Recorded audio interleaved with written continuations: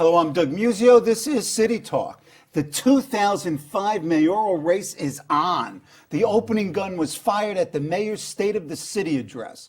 What was the mayor pitching and what were New Yorkers listening for? Crime, economic development, and most important, the public schools.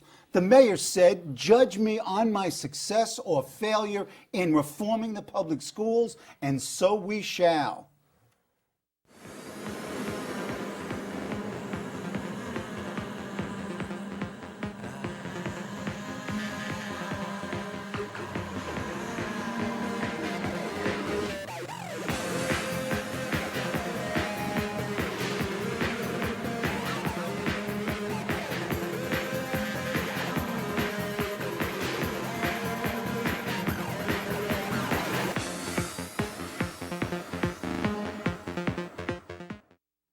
To discuss the state of public education in New York City as we enter this mayoral election year is Seymor Fliegel, president of the Center for Education Innovation, Public Education Association. Cy, welcome back. You haven't been here for a while. That's right. It's good to be back, Doug. Let's talk. We've got right now a teachers' union contract negotiations that are at impasse, and they're getting vitriolic. We've got the campaign for fiscal equity recommendations on the table. A decision is going to be made this month. We've got all kinds of report cards. Where are we? Let's just talk about the union contract and lay out the process. Where are we, and how does this dance normally operate? Well, you're right. This impasse is not good for anybody. It's not good for kids. It's not good for teachers. And it's not good for the administration. So what has to happen? You have to break the impasse. Now, I happen to think there's enough issues that they agree about that they can get over this. So what is the thing that's blocking it? Right. I believe it's work rules. In other words, I think the mayor and the chancellor both understand that the teachers are going to get a raise. I don't think they're saying they shouldn't get a raise.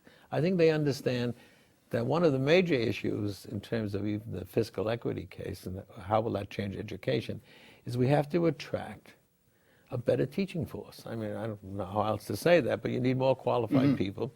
And there's no question that money has always been an incentive. Why shouldn't it be here? So I think there's an agreement on, I don't know the amount, but Right. I think they're both in agreement that teachers deserve a salary increase. So, And a substantial one, I would substantial say. one. Even in addition to the substantial one they got that the they last got last time time. around. That's right. Okay. So if that is the case, and I believe it is, then what is holding it up? I know it's work rules. Let's talk about work rules and specific work rules. All right. I see you have the contract there. Yes.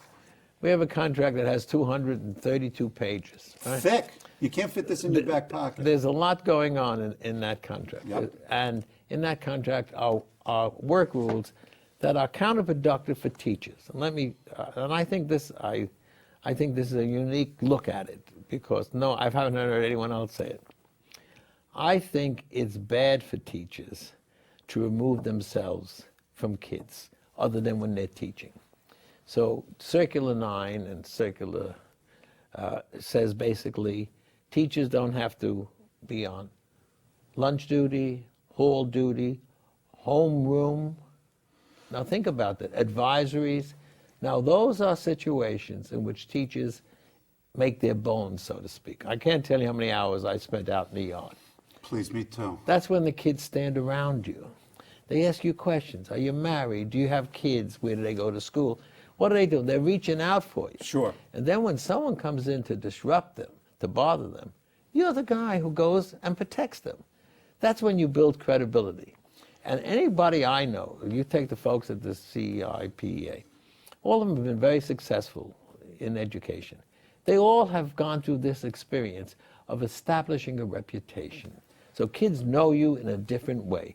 When teachers are out of that, they think the strength of their teaching alone in the class is going to create the relationship with kids that will make it work. It doesn't work that way. And it doesn't work. I've taught at the elementary, high school, and university level. It doesn't work at any of those levels. Any of those. Okay. So, but wasn't, as I recall, this was sold as a way to have high-paid teachers earning their living and not doing work that could be You're done right. by less professional people. So it's not the teachers necessarily who wanted this. No, well, you're absolutely right. My understanding was during the Giuliani administration, when negotiations were over, the negotiator asked, almost passing, is there anything else you'd like? And they said, well, we'd like to be off of these duties. And in return, they were supposed to get tutoring, individualized tutoring, real contact with kids one-on-one. Well, that doesn't exist really in this system. Okay, how do you change if you're the mayor or advising the mayor, you're telling them what about circulation, circular 9? I said, it's got to go. It's got to go. Now, Yeah. what does Randy say? What does the UFT say? Well, When he says it's got to go, what does she say? It's very interesting. I understand that a union never believes in give-backs without gaining something. Right. So, obviously, there's going to be some gain. I say the gain will be in the salary increase. Don't forget it, the last time, Bloomberg was very generous to the teachers and really got nothing back in terms of work rules. There was nothing that was done there. Well, in some sense, that's his fault. That's his problem. Well, that's right. Why didn't he negotiate better? Well, I guess it was his first time around. Okay. All right, wanted it, and they had, if you recall, they had a very good relationship going on at that time. Yeah, the personal relationships very between the mayor and Randy Weingarten and Chancellor Klein and Randy Weingarten have gone through, it's like this love affair or this relationship where they're fighting, they're public bickering, then they're going to games together. And you're saying that to keep them from separating, money is the glue here? Well, I think part of it is, I think most teachers, see, I don't think the teachers, you take an advisory, what I'm really trying to say is, where are the opportunities for kids to talk to teachers about their problems? Okay, okay. A kid's parent dies, kid comes into school. You know, your teachers don't even have to be on the homeroom. They have a system where they go directly. So what teacher sees that there's something wrong with Doug today, or this kid is crying and so on? Right. And the kids respect the school as an institution, in my view. If you hang around in the summertime, 2 weeks before September, kids are hanging around the school. Why are they hanging around the school? Because they know it's a place where someone will pay attention to them. And there's enough teachers out there, by the way, who do this on a regular basis. Oh, yeah, absolutely. Okay, go ahead. So I don't understand why the battle should be over Circular 9. Okay, let's move on. In addition to Circular 9, I know you have other problems with work rules. Discuss these other impediments. Let's take one. There's a shortage of math and science teachers. In any other field, there would be incentives to get the math and science teachers. Differential So pattern. there has to be a differential salary. I mean, if you've got all the gym teachers in the world that you need and you don't have math and science teachers, you have to offer them some incentive, and it's usually a differential pay salary. Is that going to happen? Well, I don't know. I doubt it. But I think it's an issue worth fighting for. Why would the union be opposed, or why is the union opposed to differential salaries? Well, so that's a very good question. My view is that they should be for it, because they're not going to lower salaries. All it is going to have a number of teachers making some more money, so that everyone can reach for that. In fact, it's a very good bargaining point. So I don't know why they're against it, to tell the truth, because historically, you keep peace in the house, everybody gets the same, whether you're good or bad. So we're this not is even sort of we're not even going into merit pay. Okay. We're talking about a differential salary. Okay, let's move then just for a moment to merit pay. I mean, that seems even a more distant goal. Well, I remember when Al Shanker was very smart. Shanker always could see the next major issue. Of course, when the major issue was going to become a reality, he had to step back. Right. But we understand the politics. But he was smart enough to understand that. And I recall Shanker saying that he would not be against a merit increase, but for the total school. So that's the first break. So school rather than individually. Rather than individual. Well, I would start there too. In other words, if your school is moving ahead in reading and in graduation rates and so on, there ought to be a merit pay. They have a bonus system for principals and superintendents. They ought to have that. So that's the first break, it seems. Now, does everybody, I mean, I'm getting a little bit specific here, but does everybody in the school get the same, or does the principal decide, which could, engage us in real politics? Well, okay. That I'd leave to the negotiation. Okay. In other Okay. words, let them get the same, as long as we're recognizing that when you do good work, you deserve more pay. Okay. More work rule changes. The one that always got me as a New York City public school teacher was the ability of teachers on the basis of seniority to Yes. pick their own schools, their own classroom assignments, and bump teachers. That is- and the principals had no power over this at all. That is, they tried to do something about it, where the union even recognized that the transfer system, the only transfer system was the contract. And I recall, this is a true story, a teacher can arrive in your school in September, and you as the principal have never seen that teacher. Right. Took a UFT transfer plan. And now I had a teacher come to me when I was a deputy superintendent in East Harlem. And a guy walks into my office and he says he's going to go to one of our alternative schools. And in his hand, he's carrying his unsatisfactory rating. So I said to him, "You can't work here." He said, "Why not?" I said, "You're too stupid to work in this district." He said, "Why?" I said, "Why do you bring me your letter of transit, your unsatisfactory rating? Did anyone ever say you have to bring your unsatisfactory rating? You come in and introduce yourself. Look, I'm an unsatisfactory teacher." So now they've changed it. You no longer can transfer if you have an unsatisfactory rating. So what do you think happens? Principal calls you in, says, "Doug, I'm considering giving you an unsatisfactory rating. However, here's the list of vacancies. Right. I think you should apply." Get right? rid of the problem. Get rid of the Give problem. it to somebody else. So that is a major work rule. Now, the union knows that that's a problem. So they have a rule now where 75% of the staff votes on it, and there's a whole little process, but it's not enough. In other words, if we're going to hold principals accountable, and I think it's good to hold principals accountable, I think principals should have the right to select, or he could set up a committee, as they have under the 75% rule, to allow teachers who come into the school. By the way, I am convinced that the teachers, more than anyone else, are most unhappy about an unsatisfactory teacher in their school. It impacts on them. Their kids run into their class. They bother their kids. They get them the next year and so on. So I think you could do something about unsatisfactory teachers. Okay, so you've got these three just as illustrations of sets of work That's rules. right. This is on the table. I'll give you one more. Go that ahead, drives give me one nuts. more. This one drives me It drives nuts. you crazy. Well, Yeah, if it okay. drives you crazy, you got to talk about it. In this contract that you have there, there's a clause that says in special ed teachers will be relieved of helping handicapped children on and off buses. Now that to me is sheer stupidity. I mean, if I were writing the contract, I'd say school aides would help handicapped children. But the fact that that's still in the contract is a form of arrogance to me, because I am convinced that a homeless guy lying on the street there, looking up, seeing a handicapped kid struggling, would get the strength to get up from the ground and go help that kid. So there's larger moral issues involved. That's yeah. right. The work rules, but I think they hurt teachers as well as kids. Okay. What's going to happen? I mean, you're making the argument, and I would agree as a classroom teacher with many of this, that it's in the best interest of teachers to change these. But Right. what's the connection between the teachers, the union, and the mayor and Joel Klein? Well, of course. And the contract. Now we're dealing with an issue that you know much more about. There's a political issue involved here on the election.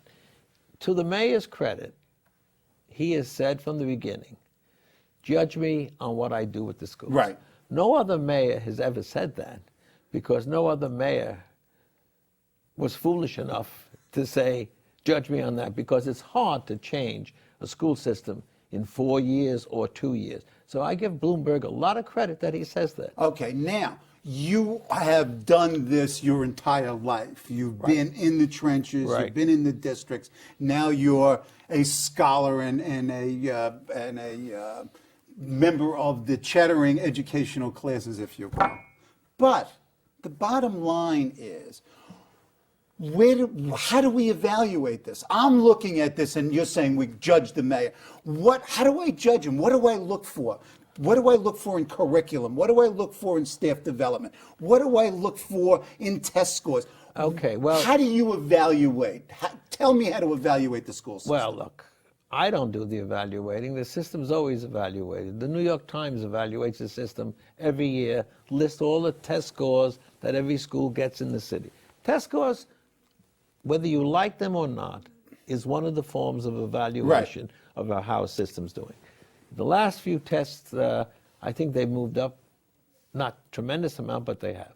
And just this morning, Steve Kahn told me that the corrective action schools that the state has had, we are at the lowest number since 1988.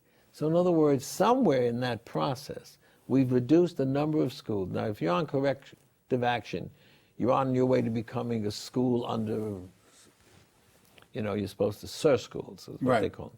So if that is true, and I'm sure it is if Kahn told me that, then something is happening that's a good sign. The other thing we have to look at, you see, you have to look at the number of kids who are in your bottom quartile. Because now if you begin to see kids less percentage in your bottom quartile, moving into the level 2. Most parents don't understand level 1, 2, 3, and 4.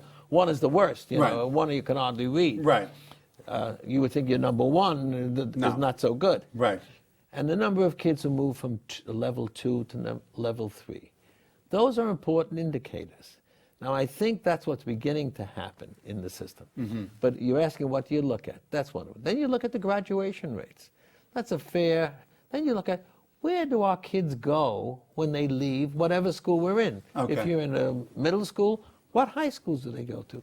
If they're in high schools, how many of them go on to colleges? What other colleges they go to?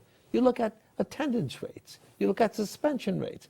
There's enough ways to evaluate the schools. Okay, now, just on those variables, if you will, impressionistically, what do you do? Are we moving in the right direction? Are the numbers positive here? I think we're moving in the right direction, but the sad part is there's such a long way to go, and I think what has to happen, because of where we started our conversation, was it Lincoln who said, a house divided cannot stand?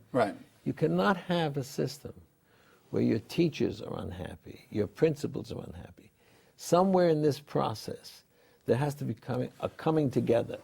And I think, by the way, the fiscal equity case is an opportunity to do that. Okay, let's turn to that fiscal equity case. Now, we know that in the end of November, you had the report of the judicial referees, and essentially they talked about an increase of about $5.6 billion a year into the New York City public schools, which is a tremendous increase, 40-something% increase.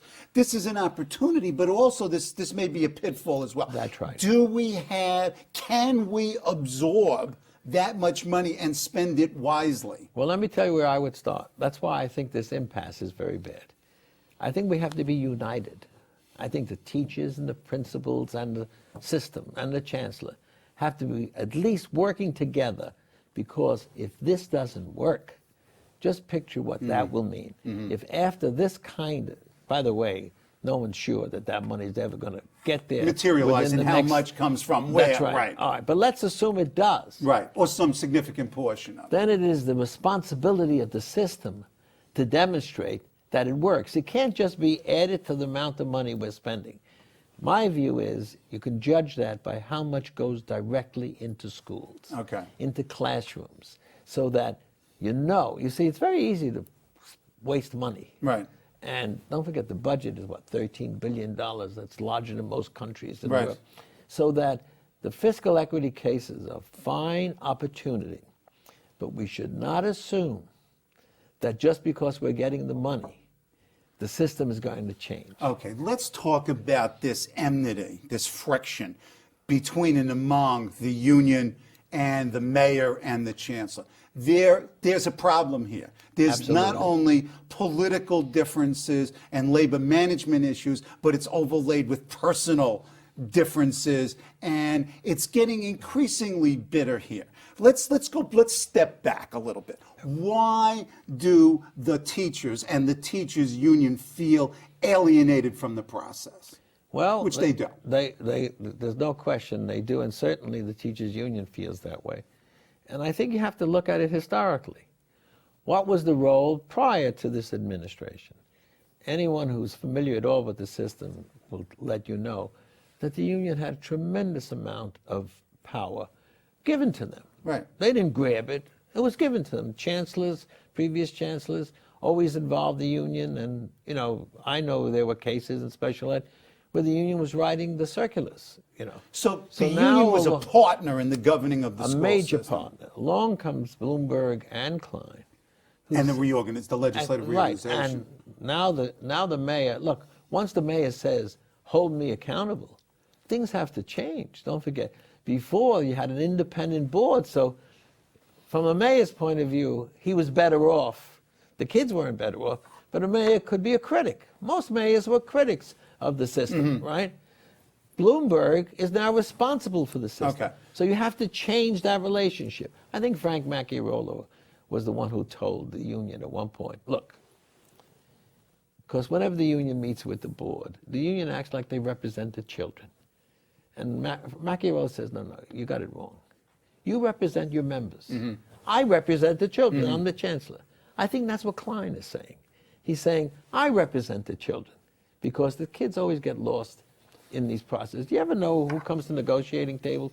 No one ever comes there. You got the custodians and the lunchroom workers, the teachers.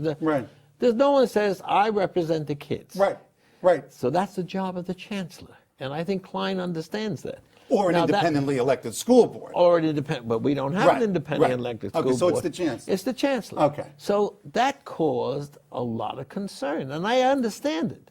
If once you're in power and you have a lot of input, now suddenly you don't have that power and input, you're not going to be happy about it. Yeah, but also, isn't it the case that the mayor and the chancellor have exhibited one might call arrogance, or they made strategic miscalculations in terms of almost actively alienating the teachers? Well, there was a lack of either attention or concern here. Well, this is what I think it is. I think they went for the corporate model. So they brought in McKinsey and Company.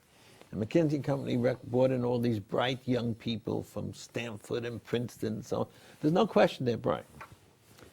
But they don't have any of the experience. I think I mentioned to you earlier, in The Best and the Brightest, Johnson is so impressed by the people around Kennedy.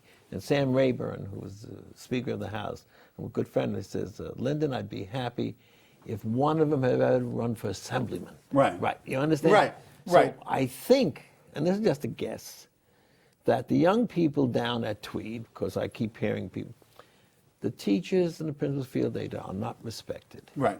Even Diana Lamb, who I thought should go, one of her comments was, they have no respect, and she was the deputy chancellor. So it's an attitudinal thing that I think is a mistake. And I'm sure those very same people who are bright, had they spent a year in a school, a year in a classroom, would have a different perspective on what these people go through. But isn't it ultimately the responsibility of the chancellor and then the mayor under the system that the teachers who know what it's like in the classroom have been included in a much more rigorous way than they have been in the past, and an open-handed rather than backhanded? You know what's funny about that? When you talk to the chancellor, because I had this discussion with him about the principals, the chancellor will say to you, I think the principal is one of the most important change agents in a school. And, you know, I say, hey, when I first heard that, I said, that's good. And he says, I meet with them. But that's not enough. Right. You've got to give them some power. Right. The issue of who works in your school is a major power. By the way, the issue of Circular 9 that I'm talking about. Just picture what a principal goes through now. Most of the principals and assistant principals, they're on lunch duty. Right. They're in hall duty and so on. Right. So they got it. He needs some symbolic gestures. And I think that's why he's fighting so hard on the work rules. If he can go back to the principal and says, look, I'm giving you a lot of authority. You can decide what grade teachers work on, who helps you in terms of running your school, in terms of lunch, homeroom. I mean, homeroom. I don't understand how you can't have a homeroom where kids have a place to come to. Now, they have them, but you have to volunteer for that as a teacher. The principal can't say, Doug Muzzio, you got 6-2 as your homeroom. So I think what you're saying, look, nothing is 100%. I'm not saying the union is 100% wrong and the system is not. No, it's never that way. The question is, what's the balance? Is it 80-20? Is it 60-40? Whatever it is, they've got to, for their own self-interest, because self-interest is the best motivator.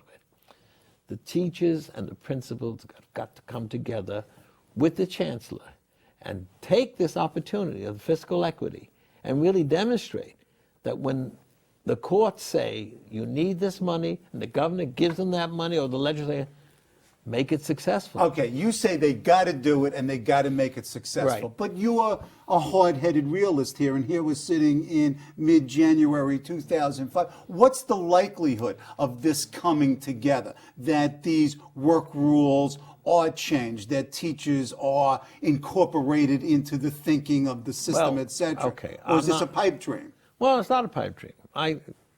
I think, I can't speak for Klein or for Randy Weingart, but there's got to be some give here. And it's symbolic. And my personal thing is, if Circular 9 were eliminated, that would be a symbolic gesture. I'm not looking to change all the work rules. There's some good work rules in there, and I'm looking to protect teachers. I think teachers ought to be treated as professionals. I like teachers, but I think you can do this. Look, they didn't have it until just the last contract. It's not like you're taking away something that we've had all our life. Notice, I'm not talking about tenure at all. Right, okay, and we haven't talked about curriculum, staff development, principal training, and parent community Well, you're involvement. right. And That's we've a- only got 30 seconds, so you've got to come back. Okay, I'd be happy to. We're going to do it in, what's a good time to do a mid-semester report card? March, April? Whenever you like. Okay. So next time we talk curriculum, staff development, principal training, and parental community involvement. And you're optimistic about this contract negotiation coming, producing a real step forward for both teachers and the Because kids I in the know there system. has to be a contract eventually. Okay. So why not do it And now? do it now. That's right. Okay. Thank you.